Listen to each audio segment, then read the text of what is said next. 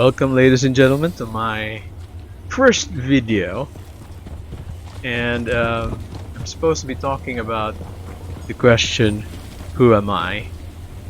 And I will be giving 3 pointers here. First one, I will start with the Elder Scrolls Online. Now, ESO is an MMORPG.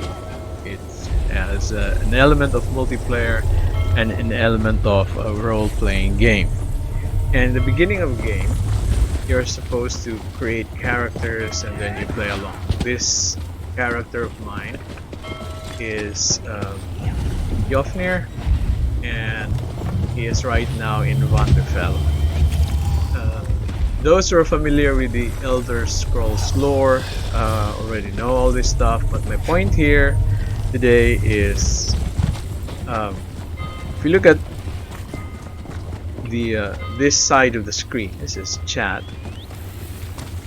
That's basically where you try to communicate with other players. These people are roaming around with their characters, their avatars, and you see there are already people starting to fill the chat room.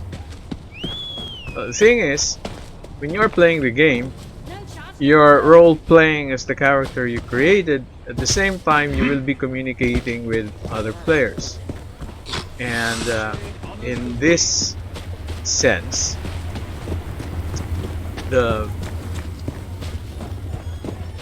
split between who you are at the back of a keyboard, manipulating your avatar, and who you are as maybe perceived by other players. There may be a great gap between that. In real life, you can be a very silent individual, someone who label himself or herself as an introvert, but here you can be as talkative in some sense. And my point is, which one of that is you? When you say, who am I? Are you the one behind the keyboard acting all not wanting to have company, just love being alone, etc., etc., and then while you are out here in the virtual world, you're actually very talkative, very interactive with other players. In this game, you can join guilds and you can be very active in a guild. Like, I know someone who said that they are introverts, but in the game they're very talkative, very aggressive. So in terms of the question, who am I? That's the idea. Which one is the real one? Which one is the real you? The talkative one, or the talkative one inside the game, or the supposed silent, lonely, lonesome, alone in the basement somewhere one behind the keyboard. Is there a difference between the two? Some people will say, the one you are in the virtual world is not the real one because, well, nobody knows you, nobody knows your name, nobody knows who you are, what you look like, and all those stuff. But then here's the thing, when you are in this virtual world, I don't know if some of you may notice it, some players who played MMORPGs, not just ESO, but there are so plenty in the market. If you are playing a game like this, you seem to be released from the duty and responsibility that your own social symbolic network imposes upon you in real life. So here, you're actually free to do things. You can be an asshole, you can be a jackass, But you can be also a helpful individual, and it can be the opposite in real life. In real life, you could be a rude, disgusting motherfucker. Then here, you're a very helpful individual. Or the other opposite. In real life, you are a very good person, approachable, always happy, etc., etc. But here, you can be rude. You can be, you know, someone with a disgusting behavior, a toxic behavior. So, in that sense, which which of the two are you, or which of the two are real, right? So it does add a bit of complication to the idea of who am I. But anyway, you see, there's a chat which I cannot show because it's a guild chat. I have to close that one down. So that's my first point. Now my second point has something to do with not that with this film, The Woman in the Window. No, I'm not going to do a long review of this film, but there's going to be a very huge spoiler. But considering this is 1944 and the film is in 1944, I don't think you really mind. The idea of this film is that some guy a bit who was a bit obsessed with a portrait of a woman in the window, um, ended up drunk one night, decided to read a book, and then he fell asleep. He woke up, um, and then he met the woman, got to know the woman, but in the course of that, he ended up killing someone because of that woman. Now, he was about to be um, caught by the police at the very end, but then, in a kind of a plot twist, all of that was actually just a dream. So it's more or less the formula is similar to when I was writing a short story back in high school. It was a rape scene that we ended up just a dream. But the point of this film is that the point I'm trying to raise from this film, which I borrowed from Professor Zizek, is that when the man was dreaming of committing the murder, was he the guy was a professor in psychology, right? And uh, was he a professor of psychology dreaming of becoming a murderer, or was he a murderer within himself, pretending to be a professor in psychology in everyday life so that he can be acceptable to social norms, or let's just say the rules of the social symbolic network he is in? So again, we see a split between an identity and a dream, in which one can say, it was actually okay, he was just dreaming of a murder, blah blah blah. Then the point there is, was that dream talking about a virtualized idea of himself as a murderer, or is it the other way around? Is actually someone who would love to murder someone, but then our social norms, our social conventions prevents him from being that, and therefore he's kind of like, if you look at the film, you will be thinking about this guy being caught between this life of someone who actually committed murder and then uh, simple, common, normal life. which of those two, the murderer and the professor, which of those two is actually him? Because the idea is that in our daily lives, we always show some kind of a masquerade. Like everyone wears a mask, and then beneath the mask, there's this real you in some sense. But there's a problem with that, and in some,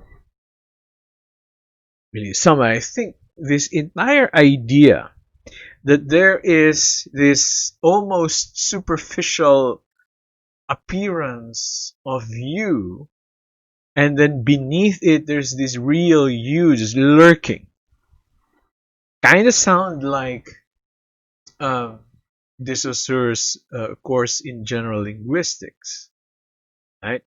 So consider the tree or the word tree as a signifier to a signified of an image or a concept of a tree.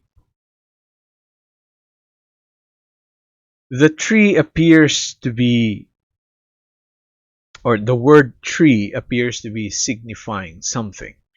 And it is as if in our daily lives, our actions are signifying that thing, the one we're trying to hide, or something that lurks beneath us, something that hides behind layers and layers and layers of just covers and masks, just to be accepted by society. And the masks themselves are arbitrary. Right? So, which is which? Are we simply signifiers to signified? Uh, is there really an I that hides beneath the letter I as a signifier and I as a signified? So when you ask yourself, who am I? Are you referring to merely the signifiers of your name, of the names of your parents, of whatever, right? You're going to write all of that, then beneath the signifiers there's the signified. That's the idea, right? um it's like in Elder Scrolls Online, there's you in a virtual reality, and then you who is fixed beneath your, or behind your screen, behind your keyboard, right? Or the psychology professor who went on dreaming of murdering someone, but at the same time thinking, I'm just a regular, traditional, normal kind of a human being, and all of that. The idea of a signifier and signified. Now, Jacques Lacan will try to complicate that. Uh, Actually, his symbol for it, this one, uh, the signifier at the top, uh, the mental image or something. It is going to this is how he interpreted de Saussure, but he's going to erase this image by giving us a new one. I found this one in the Écrit. Uh, you can find this in archive.org, but this one is in French. All I wanted was to use the picture legally, and this one is in French. You can just search Lacan and Écrit, and this is what you get. Um, this is at the top. You have gentlemen and ladies, and these are signifiers in the old Saussurean sense. These are signifiers. But then at the bottom you have two identical doors, which are signified. His point is this: without the signifier, there would be no imagination of the signified. They complement each other. The signified is not a fixed position over which we slide on signifiers to give it substance. So if you look at this, if you're looking at two doors in a comfort room section of a building, and then you see two doors identical, and then on top of the door you have gentlemen, top of the other door you have ladies. Without those labels, you will have no idea which door you're going to pick until you saw someone or you see someone use this door or that door. But then, who knows? So the idea is a signifier is a very powerful aspect of reality. And because of this, you have really to consider whether or not the signified is what determines reality, or is it really the signifier? If this is you hidden beneath two labels, one, a murderer, two, a professor, and I'm just basically looking at two of you, what separates you is the label themselves. This one can be a name of the character you're playing in an MMORPG. This one could be a name you have in your real life, but they are referring to the same individual. And the only difference is the name, the label, the signifier. When you say that there is this you who is part of a social symbolic network playing with other people, and then there is this you hidden beneath that one, which one is the real you? Or are they really just the same? It's just a matter of transforming the signifiers. And my last point is, if we are to search, if we are to trace this signified you, the one which your behavior signifies, where do you stop the search? This is why I imagine these dolls. When you open the bigger doll, you get a smaller doll. When you open that other doll, there's another doll. Now consider if that doll is infinitely layered, that you don't know when to stop, right? Which one is you? So when you ask yourself, who am I? Which?